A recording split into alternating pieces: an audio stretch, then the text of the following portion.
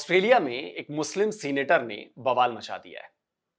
Controversy queen का खिताब इन्हें दिया गया है और इन्होंने इस सीनेटर ने ईरान को लेकर एक ऐसा बयान दिया है जिसने ऑस्ट्रेलिया की जो स्टेट पॉलिसी है और वहां के जो ह्यूमन राइट्स के ऑर्गेनाइजेशंस हैं उन सबको हिला कर रख दिया है। जिस ईरान में महिलाएं सालों से अपने अधिकार के लिए सड़कों पर उतर रही हैं, जिस ईरान में हिजाब का विरोध करने पर 22 साल की माशा अमीनी को न केवल गिरफ्तार कर लिया गया था बल्कि पुलिस कस्टडी में उसकी जान भी ले ली गई थी, जिस ईरान में हजारों हजार महिला प्रदर्शनकारियों को गवर्नमेंट के ड्रेस कोड का विरोध करने पर जेल में ठूंस दिया गया, वो ईरान अगर किसी महिला को सही लग रहा है, जायज लग रहा है, तो उसकी सोच पर सवाल उठने लाजमी है। और अगर वो महिला ऑस्ट्रेलिया के सीनेटर हो तो बवाल और भी लाजमी है।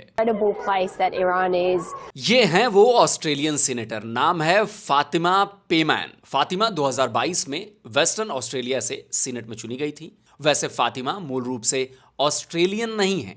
फातिमा का जन्म 1995 में अफगानिस्तान की राजधानी काबुल में हुआ था, यानी वो मूल रूप से अफगानी है, अफगानिस्तान की रहने वाली है। फातिमा का परिवार 1999 में अफगानिस्तान से भागकर पाकिस्तान में कई साल तक रहा। फिर 2003 में वो परिवार के साथ ऑस्ट्रेलिया के पर्थ पहुंच गई। तब वो केवल 8 साल की थी, यानी उनकी पढ़ाई लिखाई ऑस्ट्रेलिया में ही हुई। वेस्टर्न ऑस्ट्रेलिया यूनिवर्सिटी से बीए की डिग्री लेने के बाद उन्होंने graduate diploma of pharmaceutical sciences की डिग्री ली।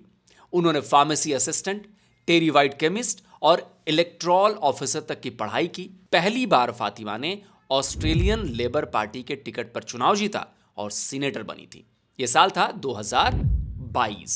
हालांकि सितंबर 2024 में उन्होंने लेबर पार्टी से इस्तीफा दे दिया और खुद की पार्टी ऑस्ट्रेलियन वॉइस का गठन कर लिया।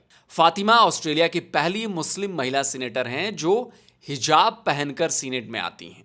तो यह हुआ फातिमा जी का इंट्रोडक्शन, लेकिन इतना इंट्रोडक्शन जो है वो काफी नहीं है। असल में फातिमा भले ही ऑस्ट्रेलिया में पली बढ़ी हैं, ऑस्ट्रेलिया ने उन्हें और उनके परिवार को एक रिफ्यूजी से अपने देश का नागरिक बनाया है, लेकिन फातिमा का प्यार ऑस्ट्रेलिया से कम और अफगानिस्तान और दूसरे इस्लामिक देशों से ज्यादा है।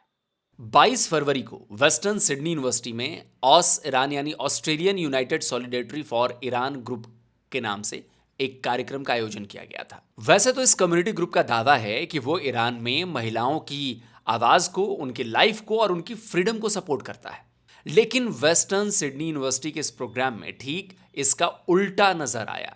इस प्रोग्राम में न केवल खुलकर ईरान के महिलाओं पर किए जा रहे अत्याचारों को डिफेंड किया गया, बल्कि ईरान पर महिलाओं के उत्पीड़न के आरोपों को पश्चिमी देशों का प्रोपेगेंडा बताया गया।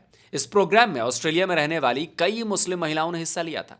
उनके अलावा सिडनी के हेड क्लेरिक के अलावा और भी कई मुस्लिम हस्तियां इस कार्यक्रम में मौजूद थी और इसी कार्यक्रम में सीनेटर फातिमा पेमैन भी मंच पर नजर आई और उन्होंने ईरान के सपोर्ट में ऐसा बयान दिया जिसने पूरी दुनिया को चौंका दिया।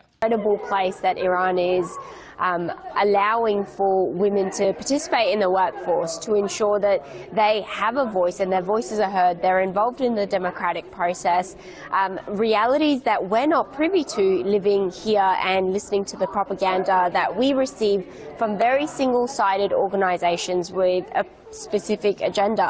अब इसे क्या कहा जाएगा? क्या इसे फातिमा का ईरान प्रेम कहा जाए या फातिमा का ईरान की महिलाओं के संघर्ष का, उनके आंदोलन का, उनके बलिदान का अपमान माना जाए?